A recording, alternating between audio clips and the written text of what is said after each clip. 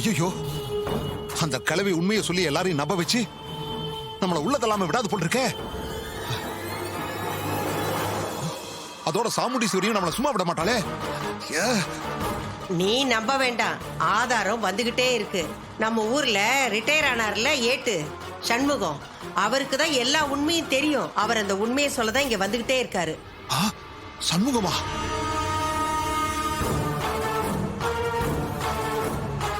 ஐயோ, என்னங்க பாட்டி என்னென்னமோ சொல்றாங்க? அப்ப தாத்தாவும் பாட்டியும் இவ்வளவு நாளும் வீணா பழைய சுமந்துகிட்டு இருந்தாங்களா? அப்படிதான் இருக்கணும் ரோகிணி. தாத்தா பாட்டியை பத்தி தான் நமக்கு தெரியும்ல. கண்டிப்பா அவங்க செஞ்சிருக்க மாட்டாங்க.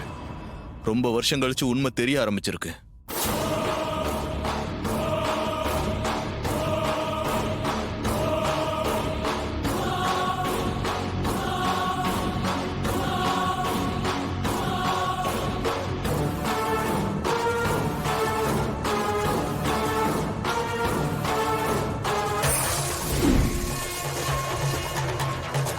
என்னது மாயா மாதிரி இருக்கு? முர்கா போட்டு வந்திருக்கான்னா ஏதாவது விஷயம் இருக்கும் போல் இருக்க. போய் என்னன்னு கேப்போம். மாயா, நீ இங்க என்ன பண்ணிக்கிட்டு இருக்க? நான் மாயான்றது உனக்கு எப்படி தெரியும்? என்ன மாயா, உன்ன எனக்கு தெரியாதா? எனக்கு தெரியும். ஆமா, நீ இங்க வந்திருக்கன்னா அதுல விஷயம் இருக்கணுமே. துப்பாக்கி? என்ன மாயா, துப்பாக்கியோட வந்திருக்க? ஆமா, இங்க யார் கதையாவது முடிக்க வந்திருக்கியா?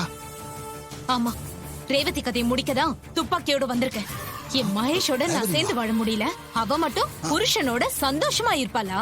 அவளை கொன்னு நான் படுற வேதனையே அவ புருஷனையும் அனுபவிக்க வைக்கணும். அப்பதான் என் ஆத்திரம் அடங்கும்.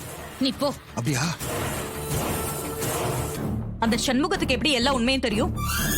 அம்மா, உங்க அம்மா இறந்த காலகட்டத்துல நம்ம ஊர்ல போலீஸ் ஸ்டேஷன்ல ஏட்டா இருந்தாரு.